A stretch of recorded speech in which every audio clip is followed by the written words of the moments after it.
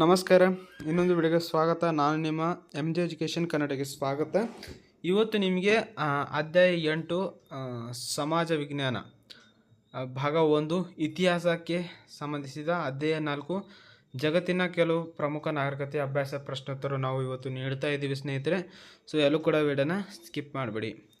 ಈ ಕೆಳಕಂಡ ವಾಕ್ಯಗಳು ಸೂಕ್ತ ಪದಗಳಿಂದ ಪೂರ್ಣಗೊಳಿಸಿ.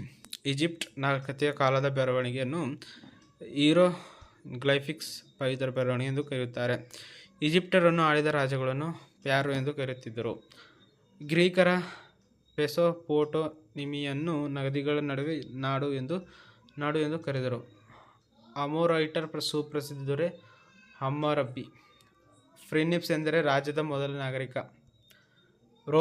ರೋಮನರ ಭಾಷೆ ಲ್ಯಾಟಿನ್. ಟೆಕ್ಸಕೋಕೊ ಎಂಬುದು ಮೆಕ್ಸಿಕೋದಲ್ಲಿ ಒಂದು ಸರೋವರ. ಇಂಕಾಗಳ ಆರಾಧ್ಯ ದೈವ ಸೂರ್ಯದೇವ. ಹೊಂದಿಸಿ ಬರೆಯಿರಿ. ಎ ಪಟ್ಟಿ ಮತ್ತು ಬಿ ಪಟ್ಟಿ.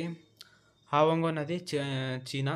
ಕ್ಯೂಫಾರ್ನ್ ಮೆಸೊಪೊಟೇಮಿಯಾ.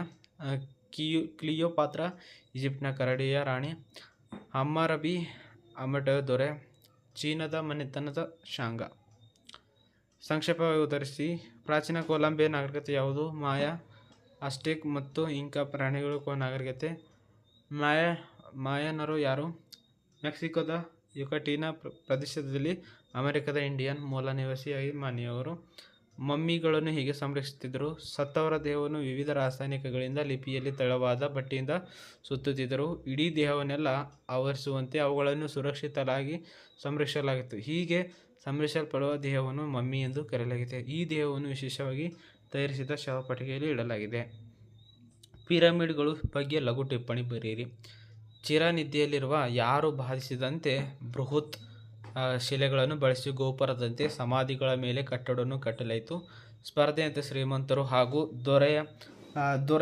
ದೊರೆಗಳು ಅತ್ಯಂತ ಗೋಪುರ ಶಿಖರವನ್ನು ಕಟ್ಟಿದರು. ಗ್ರೀಕರು ಇದನ್ನು ಪಿರಮಿಡ್ ಎಂದು ಕರೆದರು. ಹಾವಂಗೋ ನದಿಯ ಚೀನಾದ ಗೋಡೆ ದುಗಡ ಹೀಗಿದೆ. ಹಾವಂಗೋ ನದಿಯ ಪ್ರವಾಹದಲ್ಲಿ ಮನೆಗಳನ್ನು ಮತ್ತು ಕೃಷಿ ಭೂಮಿ ನೀರಿಗೆ ಆಹುತಿಯಾದವು. ಇದು ಅಲ್ಲಿನ ಕಾಲುವೆಗಳನ್ನು ನಿಷ್ಕ್ರಿಯಗೊಳಿಸಿತು. ಅದರಿಂದ ಚೀನಾದ ದುಃಖದ ದುಗುಡು ನದಿ ಎಂದು ಕರೆಯುತ್ತಾರೆ. ಸ್ನೇಹಿತರೆ, ಈ ಅಧ್ಯಾಯದ ಪ್ರಶ್ನೋತ್ತರ ನಿಮಗೆ ಕಂಪ್ಲೀಟ್ ಆಗಿ ನೀಡಿದ್ದೀವಿ. ಸೊ ಇವತ್ತಿನ ವಿಡಿಯೋನ ಇಷ್ಟವಾದ ಲೈಕ್ ಮಾಡಿ ಮತ್ತು ಚಾನಲ್ ಹೊಸರಾದ ಸಬ್ಸ್ಕ್ರೈಬ್ ಮಾಡ್ಕೊಳ್ಳಿ ಅಂತ ಹೇಳ್ತಾ ಇವತ್ತಿನ ವಿಡಿಯೋನ ಇಲ್ಲಿಗೆ ಮುಗಿಸ್ತಾ ಇದ್ದೀನಿ. ಜೈ ಹಿಂದ್, ಜೈ ಕರ್ನಾಟಕ.